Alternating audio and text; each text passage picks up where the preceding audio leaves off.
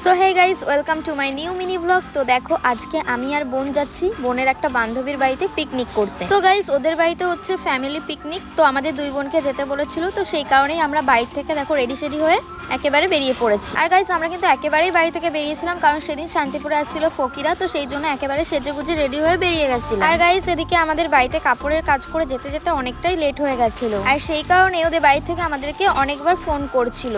তো দেখো, এদিকে কথা বলতে বলতে আমরা কিন্তু পৌঁছে গেছি ওদের বাড়ির প্রায় কাছাকাছিতে।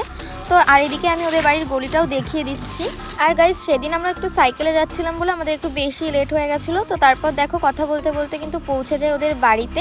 আর ওদের বাড়িতে পৌঁছেই দেখি ওরা কিন্তু সবাই মিলে খেতে বসে গেছিলো। তারপর গাইস, আমরা পৌঁছাই আর আমাদেরকেও খেতে দিয়ে দেয়। আর এদিকে দেখো, আমরা যাওয়ার সাথে সাথেই খেতে বসে পড়েছিলাম, কারণ তখন প্রায় অনেকটাই দেরি হয়ে গেছিলো, আর তখন প্রায় 2:30 মতো বাজে। তারপর গাইস দেখো, আমরা খাওয়া দাওয়া করে নিই। আর খাওয়া দাওয়া করার পরে দেখো, এইদিকে দাঁড়িয়ে দাঁড়িয়ে ভিডিও করতে বলছিলাম আমার বোনকে একটু, আমার বোন একটু ভিডিও করে দিচ্ছিল আমার। আর ওইদিকে দেখো, আমার বোনের বান্ধবী প্রিয়া কিন্তু থালা বাসন মাজতে বসে গেছে।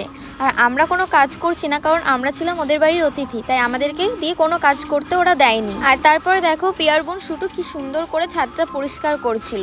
মাথায় বুদ্ধি আছে বলতে হবে, দারুণ কিন্তু ভাবে করছিল। আর শুধু আমরা প্রিয়াকে রাগাচ্ছিলাম, কারণ দেখো বাড়িতে সবাই মোটামুটি ভালোই পোশাক আশাক পরেছিল, প্রিয়াই শুধু নাইটি পরে ঘুরে বেড়াচ্ছিল।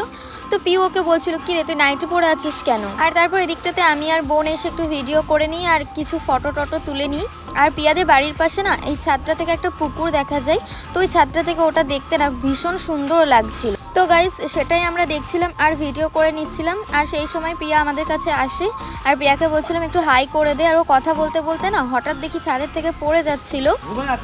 আর সেই সময় দেখো, আমার বোন ওকে ধরে নেয়, আর ও কিন্তু একটু খুব ভয়ও পেয়ে গেছে। আর তারপর দেখো গাইস, ওরা সব কাজ কমপ্লিট করে আমরা ঘরে গিয়ে একটু রেস্ট নিই। তারপর আমরা ফোন দেখা দেখি করছিলাম, আর অনেক মজা হচ্ছিল, সবাই মিলে ভীষণ মজা করছিল। লাস্টে দেখো, প্রিয়া তো একেবারে ঘুমিয়ে গেছিলো। তো আমি তখন বাড়ি চলে আসবো, আমার আর যাওয়া হয়নি ফকিরা দেখতে, একটু প্রবলেমের জন্য।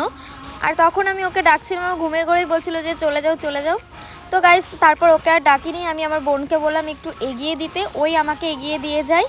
আর আমি সেই সময় বাড়ি চলে আসি। আর এদিকে দেখো গাইস, যখন আমি বাড়ি চলে আসছিলাম, আর তখন পিয়ার ভাইটা এসে না দাঁড়িয়েছিল, প্রিয়া ঘুমাচ্ছে দেখে ওর ফোনটা নেবে এই প্ল্যান করেই ও দাঁড়িয়েছিল। আর এইদিকে দেখে শুধু প্রিয়া ঘুমায়নি, এদিকে প্রিয়ার বোনও ঘুমিয়ে গেছে। আর এদিকে আমরা দুই বোন জেগে রয়েছিলাম, আর দুই বোন জেগে জেগেই ফোন দেখছিলাম। আর তারপর গাইস, আমি রেডি টেডি হয়ে নিই আর বোনকে বলি যে এবার চল ওঠ, এবার আমাকে রাস্তা অবধি দিয়ে আয়। আর তারপর দেখো, আমি আর বোন চলে আসি রাস্তার কাছে। আর রাস্তায় এসে না অনেকক্ষণ দাঁড়িয়েছিলাম, টোটোই পাচ্ছিলাম না। তারপর অবশেষে একটা টোটো পাই, আর সেই টোটো ধরে সোজা চলে আসি বাড়িতে। তো গাইস, আজকের মিনি ব্লগটা এই অবধি। ভালো লাগলে অবশ্যই লাইক কমেন্ট করে দেবে। দেখা হবে নেক্সট